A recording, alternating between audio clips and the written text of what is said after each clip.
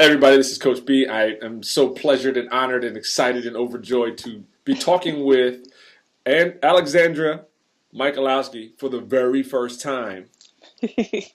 First time, Yeah, yes. it's ridiculous. So Drea took our E4A course, the Ultimate Nutrition course, the 6-month course. You started when? You started in January? January, You yeah. started in January and did such an amazing job. Just incredible job. And so I've posted your pictures so many times. But I didn't find there was no other way to just really try to communicate to you besides telling you it and posting those pictures to let you know how proud the entire team is of the work you've done. Well, I So appreciate that thank you so much for very joining us this much. morning. This is great.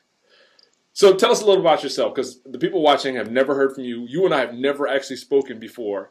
Nope. And when we get to start telling people about all the incredible changes you've made, they're going to be like, "What? And you never met? You guys never met before? That's nuts." So, um, yeah, so I'm Alexandra. I'm 24. I live in Boston, and I don't know about myself or about why I did the course or we're what. going to get to all of it. Let's tell you, let it breathe. Let it breathe. Okay, so you're what do you do for a living? I'm an EMT for Boston EMS. Okay, and you work shift work because right now you're on night shifts. I'm on the night shifts. I've been Yes. on the night shift for almost 2 years now, actually. So Yeah, you're Batman officially. Or the Dark officially a Knight. vampire in honor of Halloween. Yeah. So I only bring the shift work up because it just really sets the background. Like, there's every excuse in the world for why someone can't do something. hmm But everybody has real life things to deal with. Night shift work period is crazy because it just interrupts your sleep patterns and everything, and it makes things even more difficult. Right. So, you know, It is definitely hard. It was something that people kept telling me, "Oh, you'll get used to it. You'll get used to it," but still not used to it. Still tired. yeah, Still doing all exactly. that stuff. It's So not natural to sleep when the sun is up, you know? no, night sleeping is the best kind of sleep ever. Right. When I get to sleep at night, it's amazing. Okay, so let's go back in time. All right? hmm We're going to go all the way back to, let's say, last December or last November, whatever. hmm How did you first become aware of the course? What brought it into your universe? I became aware of the course through social media. It was, I think, Instagram, following somebody who followed you, and Hmm. started finding the course and looking into it. I think it was actually June of 2013 that I first saw the course. And I looked at it and I was like, oh, this sounds really cool. And I was like, I don't need to do it. Come January, I was like, yeah, I think I need to do it. Okay, so now staying there back in like the June to January time frame, you saw it on social media, you watched it for a while. What were your hesitations? Like what did you think? What were the downsides? What was holding you back? I thought that maybe I could do it myself Hmm. because I had tried losing weight before. I had tried getting in shape before, and it was successful at one point, but then it started to become years before that it was successful, Yeah. and it just kept becoming more of a problem. So I decided that I needed help. I needed some coaching. I needed some guidance with people that knew what they were talking about. Right. So So when I you looked at, let's say, the course at the time versus every other option in the world, did you have any? Were there any when you were comparing, let's say, some of these televised diets or books or whatever? What were you juggling? What were the ideas that you were kind of toying with that might have gave you a moment of hesitancy with joining the course? Anything? um not that I can really remember. I think what kind of motivated me to join it was the fact that there was a coach, there was you, there was people that I could actually talk to.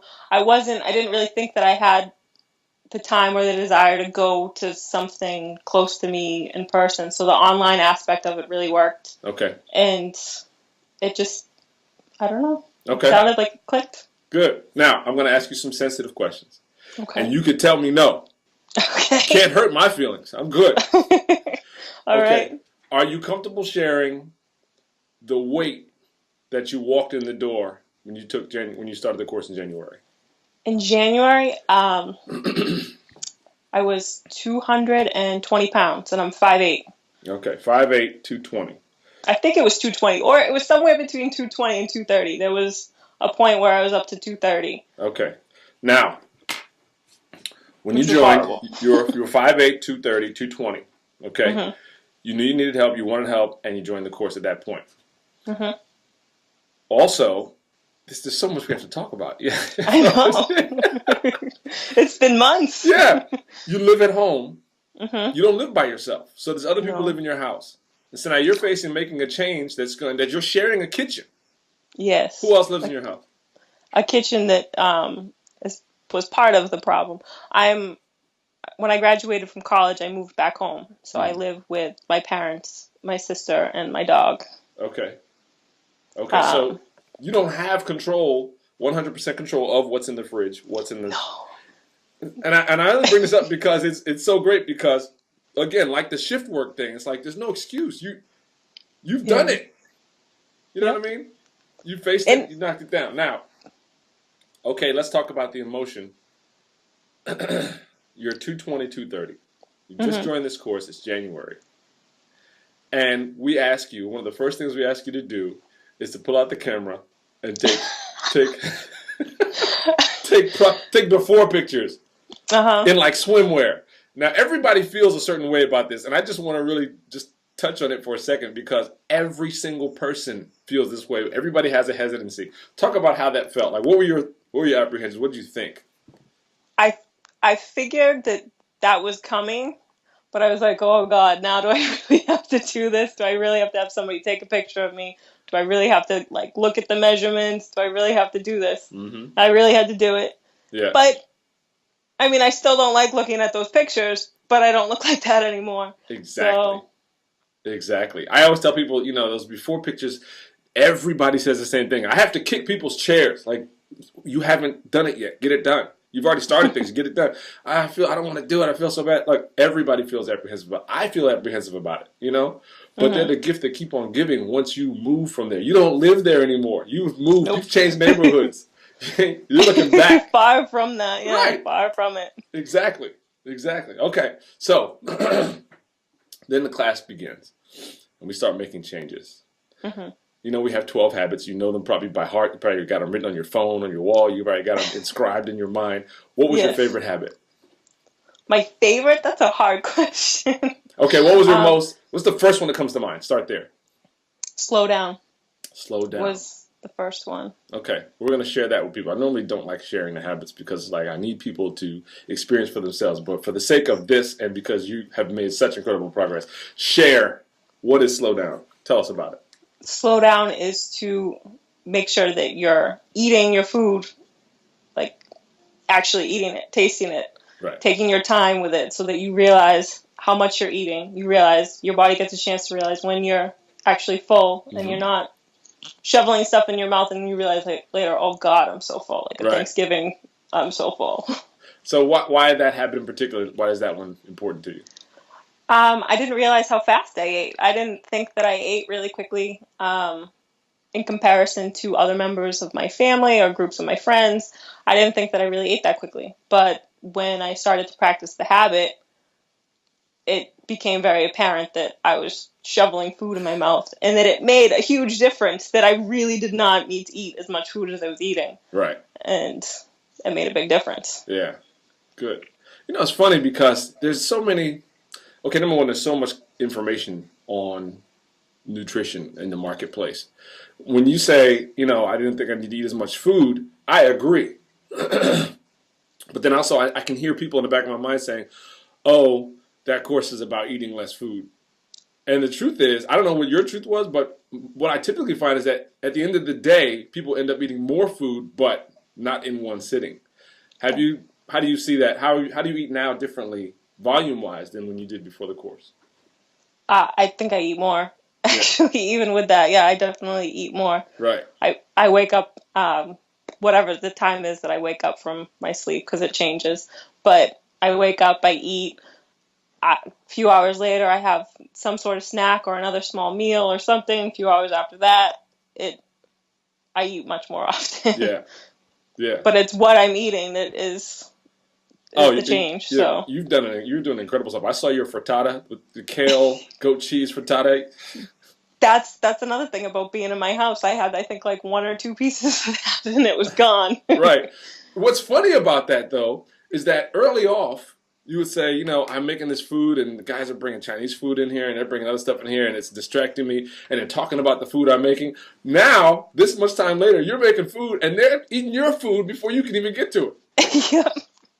But they're still bringing in the Chinese food. They're still bringing all this other stuff too. Doesn't matter. But now it's just, now that stuff is, my food tastes better. My frittata with the bacon and the goat cheese and the kale tastes much better than anything else that I could buy. So right.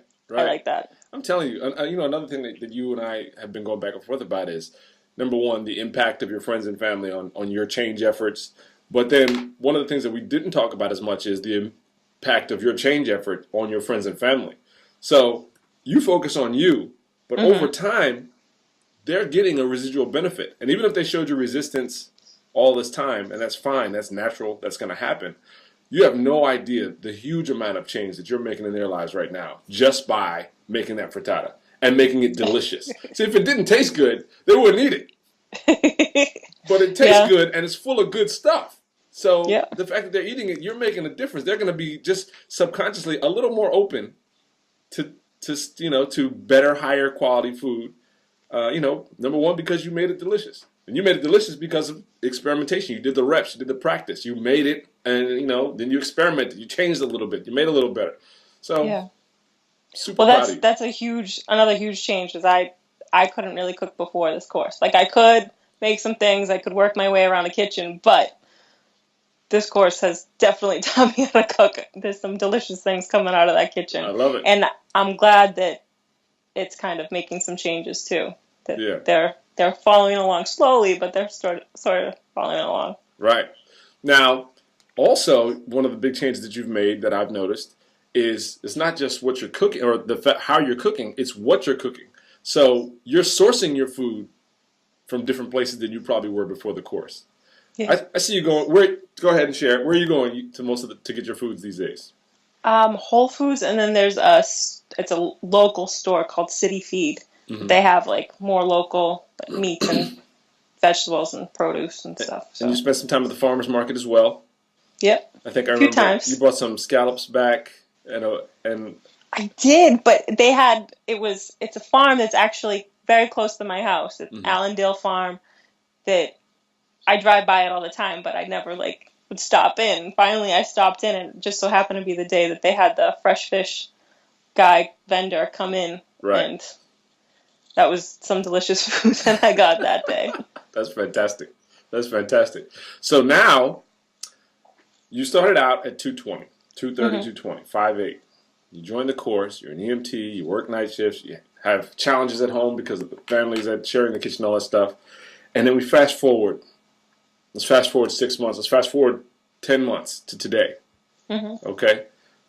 Where are you now? What do your numbers look like? I'm 180 pounds. You have dropped 40 to 50 pounds. I